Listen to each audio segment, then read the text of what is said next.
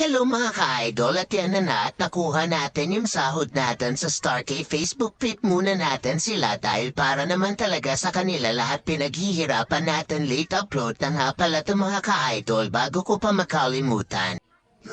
Tanako kasi ako sa kanila na pag sumahat na nga ako kay Facebook ay Jollibee ko sila para naman mapasaya naman natin ang ating mga anak. Nagpapasalamat nga pala ako sa mga star sender natin dahil kung hindi dahil sa kanila wala tayo sasahuran na ganitong halaga kay Facebook. Hindi ko na pala sasabihin kung magkano ang sinahad natin kasi maliit lang naman po.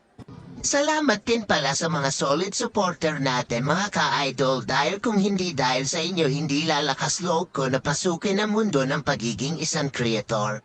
Kaya sana wag kayo magsawa at patuloy niyo po ako suportahan lalo na yung aking mga video para makaranas naman po tayo ng sahod sa ating ads. Pinabati ko nga pala lahat kayo mga ka-idol ng Merry Christmas and Advanced Happy New Year. Sana maging masaya at masagana ating buhay pagpasok ng bagong taon.